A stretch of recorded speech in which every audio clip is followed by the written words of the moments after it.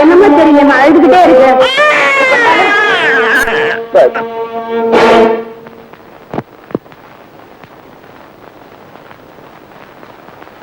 அம்மா, நான் இங்க எப்படி வந்தேன்? நான் சொல்றேன். அம்மா, என் கார்ல மோதி மயக்கம் அடைஞ்ச உடனே நான் தான் இங்க கொண்டு வந்தேன். இப்பதான் உனக்கு மயக்கம் தெரிஞ்சிருக்கு.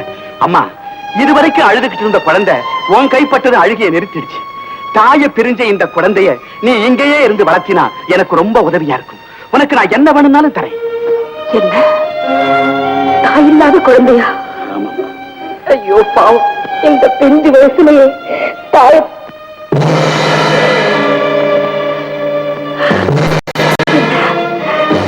என் குழந்தைதான். என் குழந்தை, என் குழந்தை, என் கண்ணு செல்வமே, கடைசியில என் கைக்கு வந்து சேர்ந்துட்டியா? கடவுளே முருகா, என் குழந்தை என்கிட்டே கொடுத்துட்டு நான் பாக்கியசாலி, நான் பாக்கியசாலி.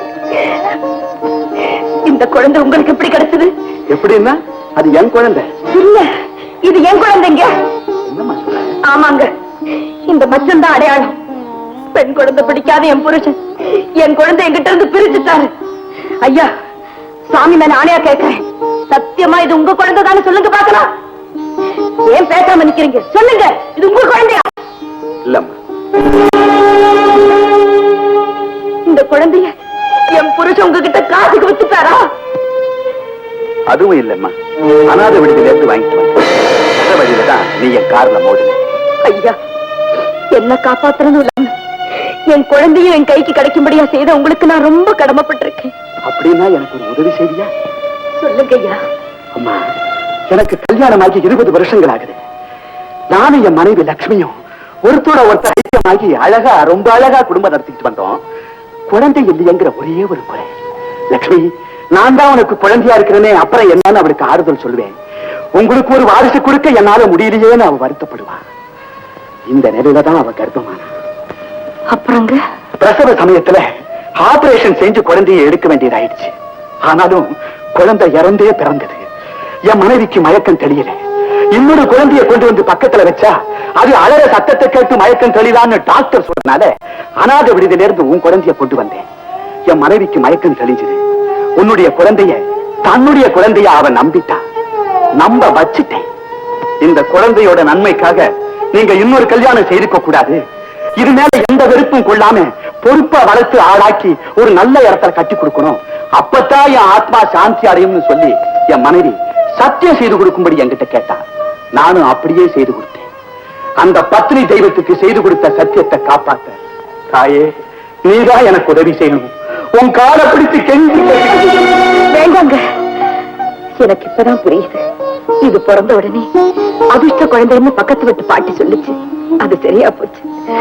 ஐயா, உங்க விருப்பப்படி இந்த குழந்தை இங்கேயே வளரட்டும். நான் அடிக்கடி வந்து பாத்துக்கிறேன். ஏமா, உன் பொண்ணுக்கு நல்ல வாழ்வு வந்தா போதுன்னு விட்டுட்டு போயிட்டா எப்படி? கொஞ்ச நேரத்துக்கு முந்தி இங்க என்ன நடந்துச்சு? நீ வந்துதானே அது அழுகையை நிறுத்தின. அதனால நீ இங்கேயே இருந்து உன் கையாலேயே உன் குழந்தைய வளர்க்கணும். அப்படின்னா அது நான் செய்த புண்ணியம். ஆனா ஒரு நிபந்தனை. சொல்லுங்க. ஆயாவா இருந்துதான் வளர்க்கணும். ஐயா. ஆமாம்மா, அது வளர்ந்து ஆளானதுக்கு அப்புறம் கூட நீதான் பெத்த தாய்ங்கிறது உன் பொண்ணுக்கே தெரியக்கூடாது. தெரியும்படியா நீ நடந்துக்கவும் கூடாது. இது பயங்கரமான நிபந்தனை. ஏன் இப்படி சொல்றீங்க? உன் குழந்தை மேல நீ இவ்வளவு பாசம் வச்சிருக்கிறியே, பதிலுக்கு நாளைக்கு அது உன் மேல அளவு கடந்த பாசம் வைக்க இல்லையா? அப்ப அதோ அந்த படத்துல இருக்கிற என் மனைவிய தன் தாயின்னு ஏத்துக்குமா? இல்ல என்னத்தான் அப்பான்னு கூப்பிடுமா? இவ்வளவு எதுக்கு? உன்னுடைய பெண்தான்னு தெரிஞ்சதுக்கு அப்புறம் உயர்ந்த இடத்து சம்பந்தம் தான் அதுக்கு கிடைக்குமா? நல்லா யோசனை பண்ணி பாரு. உண்மைதான் ஐயா. அது மட்டும் இல்ல, இத நான் வீட்டுக்கு கொண்டு போனேன்னா பெண் குழந்தையே ஆகாதுன்னு சொல்லிட்டு இருக்கிறேன் புருஷனால மறுபடியும் ஏதாவது ஆபத்து ஏற்பட்டாலும் ஏற்படும். அதை விட இது உங்ககிட்டே இருக்கிறது நல்லதுங்க. என் தலையெழுத்து தான் இப்படி ஆயிடுச்சு. என் பொண்ணாவது நல்லபடியா வாழட்டும். அந்த ஒரே ஒரு ஆசையினாலதான் பெத்த குழந்தையே தத்தம் பண்றேன். இந்தாங்க ஐயா, இந்த நிமிஷத்துல இருந்து இது உங்க குழந்தை. ரொம்ப நன்றி. ஐயா, நான் தான் பெற்றவங்க. என் பொண்ணுக்கு எப்படியா சொல்லுவீங்க?